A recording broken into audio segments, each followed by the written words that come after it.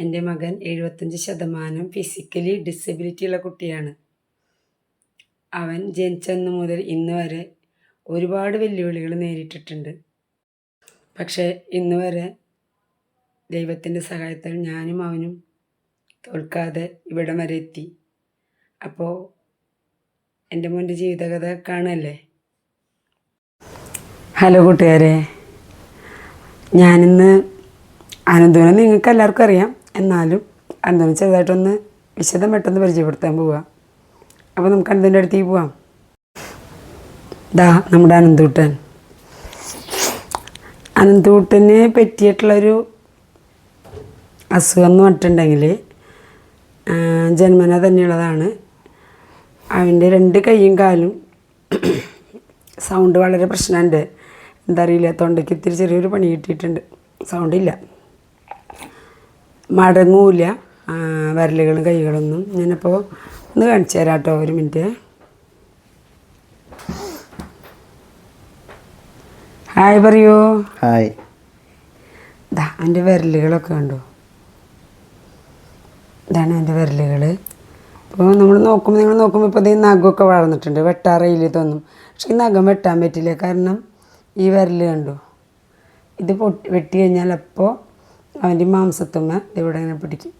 അപ്പോൾ കുറച്ചും കൂടി വലുതായിട്ട് വിളിക്കില്ലേ, കുറച്ചും കൂടി വലുതായിട്ട് ഇത് വെട്ടാൻ പറ്റുള്ളൂ. നിനക്ക് വേദന എടുക്കണ്ട. ഇതും കൂടി ഉണ്ട്. ഇത് കാണിച്ച് തള്ളവരലാണോ? അത് കാണിച്ചു തരാ. ഏത് ഇത് ഈ വരല് അതിനനുസരിച്ച് തള്ളവരലാണോന്ന് അപ്പം അതുപോലും അറിയില്ലേ. ഈ തള്ളവരൽ കൈയിൻ്റെ അടിയിലേക്ക് മടങ്ങിയിട്ടായിരിക്കണേ കണ്ടോ. അപ്പം എൻ്റെ മോന് ഈ നഖം വെട്ടുമ്പോൾ ഭയങ്കര ബുദ്ധിമുട്ടാണ് ഇവിടെ.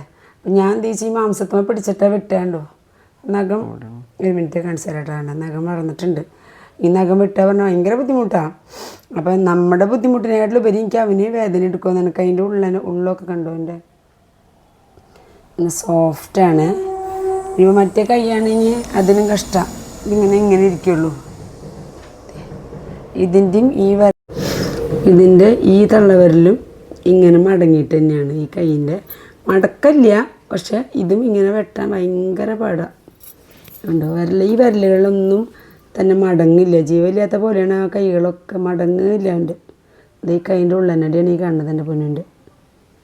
ഈ വിരലുകളൊന്നും തന്നെ മടങ്ങില്ല. അങ്ങനെയാണ് ഈ കൈ. വാങ്ങിച്ചില്ല മുത്തേ. പിന്നെ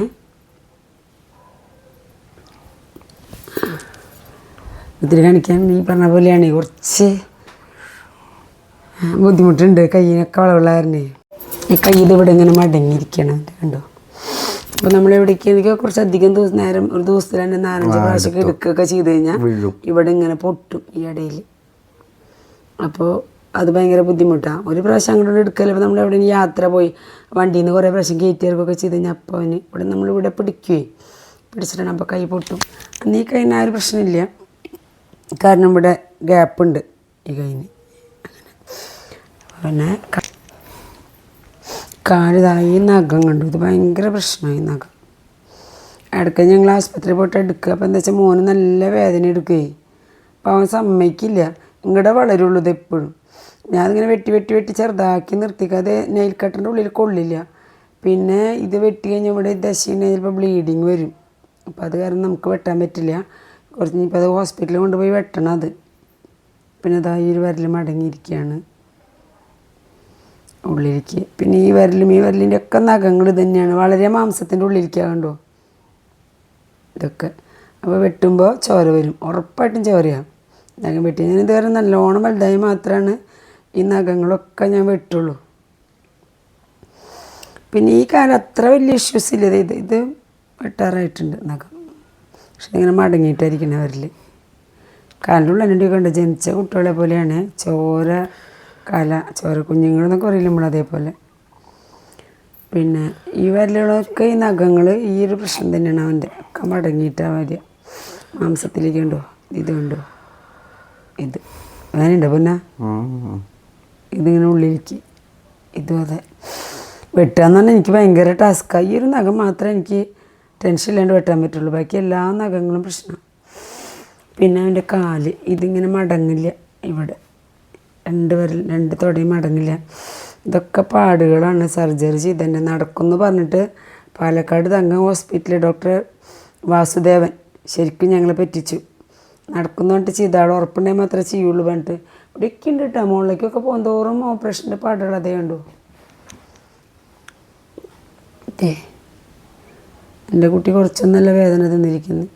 ഇതേനാ ഇവിടെ വലിയ പാടാ. മുടിയുള്ള കാരണം ഞാൻ അറിയില്ല എന്ന് മാത്രം. പേടിക്കേണ്ട, നിർത്തി ഞാൻ. അവന് നാണക്കേട് ട്രൗസർ പൊന്തിച്ച് കാണിക്കുമ്പോൾ. പക്ഷെ എൻ്റെ മോൻ്റെ മുഖമാണ്, അവൻ സൂപ്പറാണ്, എപ്പോഴും ഹാപ്പിയാണ്. നമ്മുടെ സുന്ദരി കുട്ടിയാണ്, നമ്മുടെ ചക്കരമുത്താണ്, നമ്മുടെ ഗുരുവായൂരപ്പൻ്റെ കുട്ടിയാണ്. അമ്മച്ചി ഗുരുവായൂരപ്പൻ തന്ന നിധിയാണ്. എൻ്റെ ഗുരുവായൂരപ്പൻ തന്ന തങ്കക്കുടാണ്, തങ്കക്കുടം. എൻ്റെ കണ്ണൻകുട്ടി അനന്തകൃഷ്ണൻ ഇതാ. അപ്പോൾ അന്തുവിനെ ഞാനിങ്ങനെ കാണിക്കാറുണ്ടെങ്കിലും നിങ്ങൾക്ക് ഇങ്ങനെ ഫുള്ളായിട്ട് കാണിക്കാറില്ല. പിന്നെ ഒന്ന് ചെരിഞ്ഞിരുന്നേണ്ണ അവൻ്റെ പുറം കണ്ടു. ഈശ്വര നല്ല വയർപ്പായി. ഫാനിപ്പിട്ട് തരാം കേട്ടോ അമ്മ.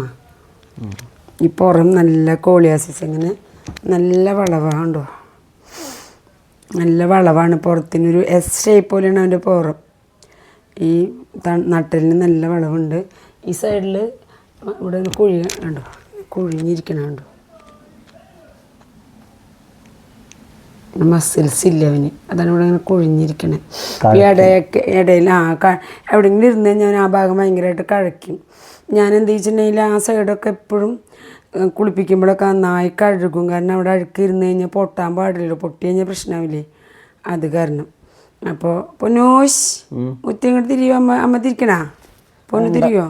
ഒരു മിനിറ്റ് അങ്ങനെ കിടക്കുമോ. പിന്നെ ദേ ഇവിടെ ഇത്തിരി ബൾജ് ചെയ്തിട്ട് പോലെ കണ്ടോ. ഇതൊരു ഹെർണിയ പോലത്തെ സംഭവമാണ്. പക്ഷേ ഓപ്പറേഷനും ചെയ്യണ്ട, രണ്ട് സൈഡിലും ഉണ്ടായിരുന്നു. ഇപ്പം ഇത് മാത്രമാണ് ഇങ്ങനെ നിൽക്കണം. മറ്റേ സൈഡത്തെ ഉള്ളിലേക്ക് പോയി എൻ്റെ കുട്ടി. കുഞ്ഞാ ബാ. എൻ്റെ പൊന്നുണ്ടല്ലോ ഒരു പ്രത്യേക സൃഷ്ടിയാണ് ഭഗവാന്റെ. അതായത് എല്ലാവർക്കും വരുന്നൊരു സംഭവമല്ല ഇത്, വളരെ അപൂർവമായിട്ടുള്ളൊരു സംഭവമാണെന്നാണ് ഡോക്ടർമാർ പറഞ്ഞ അസുഖം. അപ്പം ഞാൻ പറഞ്ഞ ഗുരുവായൂരപ്പൻ അറിഞ്ഞുകൊണ്ട് തന്നെ ഭഗവാന്റെ എല്ലാവിധ ശ്രദ്ധയും കൊടുത്തുകൊണ്ടാണ് അവനെ സൃഷ്ടിച്ചിരിക്കുന്നത്. കാരണം അവന് ബുദ്ധിക്കോ സംസാരത്തിനോ ഒന്നിനും കേൾവി ശക്തിക്കോ അങ്ങനെയുള്ള യാതൊരു കുഴപ്പമവനില്ല, ഈ ഫിസിക്കലി അല്ലാതെ. എൻ്റെ മോനെ കണ്ട് ഇഷ്ടപ്പെടാത്തവരാരെങ്കിലും ഉണ്ടാവും? എല്ലാവർക്കും ഇഷ്ടാവില്ലേ? ചിരി കണ്ടില്ലേ അച്ചിട്ടു. ഡോക്ടർമാരൊക്കെ എന്തിനെങ്കിലും കൊണ്ടുപോയി പറയും അവൻ്റെ ഹാപ്പി മുഖം കണ്ടാൽ മതിയല്ലോ അമ്മയ്ക്ക്, ഈ ജന്മം മുഴുവൻ ജീവിച്ച് തീർക്കാനായിട്ട് അവൻ്റെ മുഖത്തേക്കൊന്ന് നോക്കിയാൽ പോരെ ചോദിക്കും. എന്ത് വിഷമമുണ്ടെങ്കിലും അവൻ്റെ മുഖത്തേക്ക് നോക്കിയാൽ നമ്മുടെ എല്ലാ വിഷമവും മാറില്ലേ ചോദിക്കും ഡോക്ടേഴ്സ്. നമ്മളെല്ലാം ക്യാമ്പിനൊക്കെ പോകുമ്പോഴോ അല്ലെങ്കിൽ എപ്പോഴെങ്കിലും എവിടെ ചെന്നാലും സത്യമാണ്. എനിക്ക് എന്ത് വിഷമം ഉണ്ടെങ്കിലും എൻ്റെ പൊന്നിൻ്റെ മുഖത്ത് നോക്കിയാൽ വിഷമം പോകും. അവൻ്റെ ചിരി, എന്നെ എപ്പോഴും ഹാപ്പി ആയിട്ടുള്ള കുട്ടിയാണ് അല്ലേ? ആണ് മുത്തല്ലേ?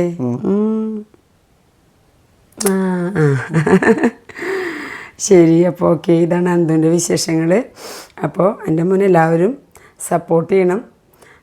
നിങ്ങളുടെ എല്ലാവരുടെയും സ്നേഹവും പിന്നെ നിങ്ങളുടെ എല്ലാവരുടെയും അനുഗ്രഹം എൻ്റെ മോൻ്റെ കൂടെ എപ്പോഴും ഉണ്ടാവണം. എല്ലാവരും എൻ്റെ മോനെ അനുഗ്രഹിക്കണം.